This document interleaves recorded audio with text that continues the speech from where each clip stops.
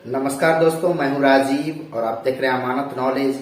दोस्तों, आज हम जानकारी प्राप्त करेंगे कि मेरे दादाजी के नाम से एक जमीन रजिस्ट्री किया गया था, लेकिन मेरे पिताजी पियक्कर थे, मतलब वे दारू पीते थे अधिक, और उन्होंने किसी अन्य व्यक्ति को जो है वो जमीन रजिस्ट्री कर दिया। लेकिन रजिस्ट्री तो कर दिया, जो रजिस्ट्री मेरे दादाजी करवाए थे उसके आधार पर मेरा दाखिल खारिज भी नहीं हुआ था, और उसी रजिस्ट्री के आधार पर मेरे पिताजी ने दारू के नशे में किसी को लिख दिया, मतलब रजिस्ट्री कर दिया, तो उनका भी दाखिल खारिज नहीं हुआ है।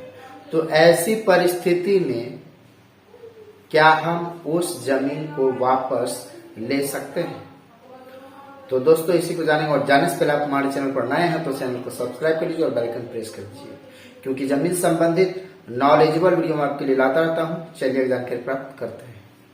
तो दोस्तों, ये वीडियो पूरा देखिएगा, इम्पोर्टेंट है, और कभी न कभी किसी न किसी के आस पड़ोस में ऐसे व्यक्ति होते हैं जिन्हें इस तरह की समस्या आती है, तो उनके घर में यदि कोई पढ़े लिखे समझदार व्यक्ति नहीं है तो उन्हें आप बता भी सकते हैं।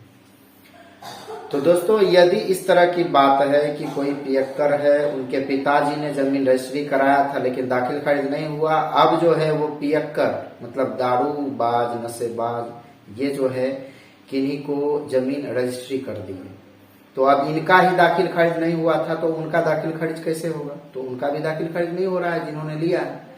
तो अब बात आती है कि इससे हम कैसे निपट सकते हैं, उस जमीन को हम वापस कैसे ले सकते हैं। तो सबसे पहले ये देखना है कि उस जमीन की रजिस्ट्री जो आपके दादाजी ने कराए थे, उस जमीन पर क्या दखल कब्जा है आपका, तो ये देखना है। दूसरी बात, आपका दाखिल खारिज नहीं हुआ है, यदि आपका उस जमीन पर दखल कब्जा है तो आप अपने रजिस्ट्री पेपर से दाखिल खारिज के लिए अप्लाई करते हैं। लेकिन ध्यान रहे, जिनसे जमीन खरीदा गया था, दादाजी ने जिनसे भी जमीन खरीदा, उनका जमाबंदी रन कर रहा होना चाहिए, उनके जमाबंदी में जमीन होना चाहिए। तो फिर क्या होगा कि उनके जमाबंदी से उतना जमीन खारिज होके आपका दाखिल हो जाएगा, मतलब दाखिल खारिज आपका हो जाएगा। और जब दाखिल खारिज हो जाएगा, आपके पास जमीन रजिस्ट्री का पेपर है और उस जमीन पर आपका दखल कब्जा है, तो फिर आप उस जमीन पर से नहीं हटें और आप अंचल में और रजिस्ट्री ऑफिस में आप जो है एक आपत्ति लगा दें।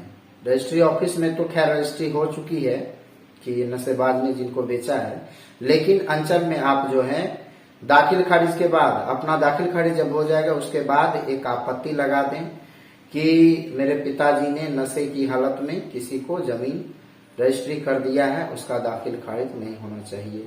ठीक है, तो इस तरह से आप आपत्ति लगा देंगे और आपका दाखिल खारिज हो जाएगा उससे पहले, तो बेहतर होगा।